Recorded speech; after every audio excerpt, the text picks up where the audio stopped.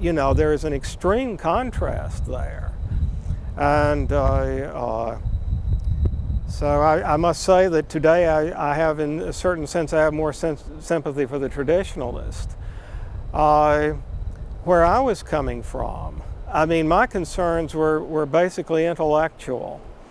And I had already written the first version of Philosophy Proper before I came down here.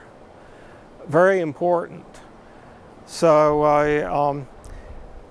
I mean, what I saw, I mean, the word pieces, I was wildly enthusiastic about the word pieces, but I saw implications for them for the so-called exact sciences, which apparently nobody else saw, and which nobody else intended.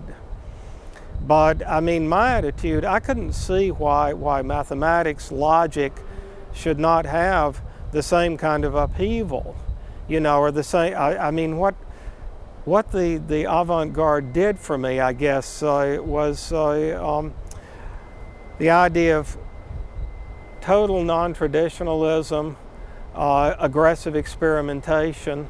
I mean, that's what I got out of it that motivated me. I didn't see why that should not be transferred to mathematics and logic, and why you should not have a mathematics and a logic that could only be practiced outside the university, for example. So that was the direction that I was moving in. I mean, if you look at the avant-garde, you know, coldly, just for what it was, for what it presented itself to the public, you know, I mean, today I look back on it not only with total contempt, but it actually horrifies me that this was like sort of an ordeal, you know, that I had to pass through in order to, you know, gain my admission ticket to the scene. I mean, you know, the concerts that I did at Yoko Ono's loft, which were in February of next year. This was December of '60 when I came down here. I mean, you know, I had to prove that I went further than the others, you know. So, I mean, it was just, of course, a complete farce. I mean, you know, none of it was worth doing.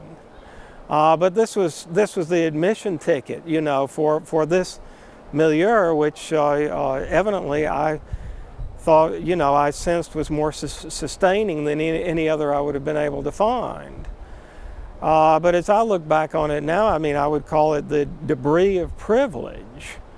I mean, it's the characteristic thing that happens when you have, you know, a concentration of privilege, and then you have these, you know, sort of stylistic pets of the, you know, the most wealthy and so forth and so on. I mean, you have Rockefeller, you know, funding modern art and so forth and so on. I look back on that with horror, and the whole idea that you would have that a group of people would get together and create a pecking order, you know, where you gain status by doing sort of the most senseless, you know, the most trivial, the most boring. I mean, there was a famous performance where Lamont simply sanded a piece of wood for 2 hours or whatever it was. You know, I look back on that with horror today. I feel sorry for the human race that, you know, that kind of exercise is so important in creating cliques, you know. I mean, everywhere you look. I mean, I just, you know, I don't know whether this, you know, how much this line is worth, but I was just thinking on the way over here, it's like the Suicide Girls without the squalor, you know. But I mean, it's, you know, the same sort of, you know, senseless masochism as a status symbol. But at any rate, I came down in February to do the, you know, the Yoko Ono, the loft concerts. Then there was the Harvard event at the end of March in 1961. And again, I must say, I mean, Lamont was doing things which were of great intellectual significance to me. I don't know if anybody else was even registering them, but I mean, Lamont composed all of his compositions for 1961 at the same time, And he performed 2/3 of them before they were composed. In other words, the dates of composition were subsequent to the first performance, to the premiere. I mean, that was tremendously influential to me. I mean, I didn't see why that shouldn't just blow logic and mathematics to pieces. That kind of, today I would call that constitutive dissociation. So at any rate, we also did our rehearsal for the quote-unquote jazz duets while Lamont was in Boston. That would have been at the beginning of April.